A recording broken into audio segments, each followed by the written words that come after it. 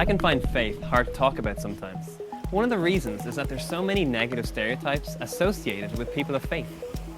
It's painful that some of the stereotypes are right on the money, thanks to a few extremists and fanatics who have done and still do atrocious things in what they claim to be the name of God. Christianity specifically has its own stereotypes, some that I personally try not to be defined by, like Mr. Nice Guy. Now, there's nothing wrong with being nice.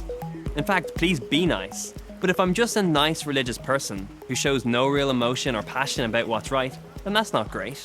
Or if I'm Mr. Nice and get walked all over and show no backbone, then that's not great either.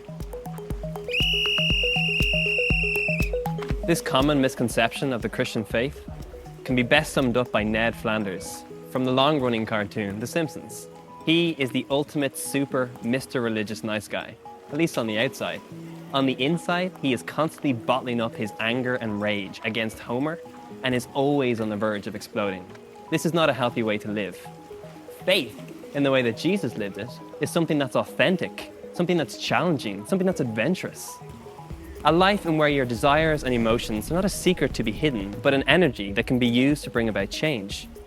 For example, my faith helps me to express the emotion of anger.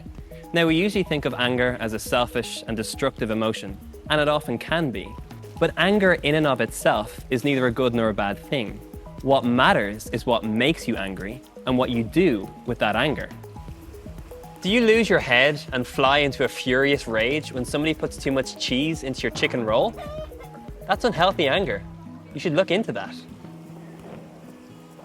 But there are things that we should be angry about, like inequality, injustice, poverty, oppression.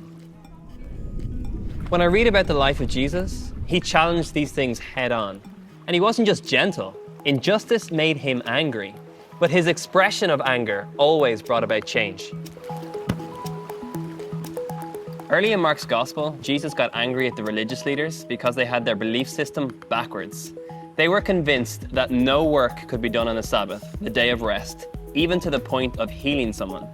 They seemed happy enough to let the needy suffer on when they knew full well that Jesus had the power to heal.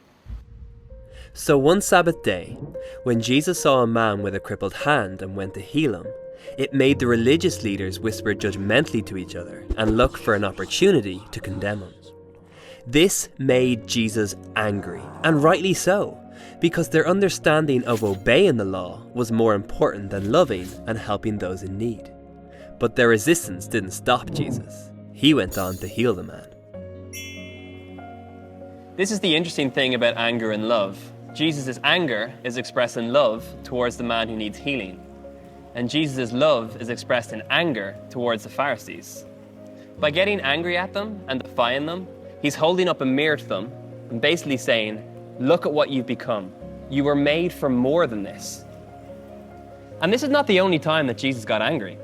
When he came across people using the temple, God's house of prayer, as a marketplace and as a shopping centre, instead of a place of worship, he got angry. He flipped over the tables they were using and cleared everyone out. This isn't saying that Jesus lost control or that he was anti-business. These profiteers had lost their run of themselves, and it was the poor who were paying the price. They were getting in the way of people trying to connect with God in a very special place. Jesus was passionate about not letting anything get in the way of people trying to connect with God, or let anything get in the way of him expressing his love for those who needed it the most. Mr. Nice Guy might look lovely and religious, but he's not what Christianity is about. If faith was a swimming pool, he'd be the guy in the Speedos, the pink armbands, standing on the edge and dipping his toe in. Following Jesus involves all of me, and is more like diving in at the deep end.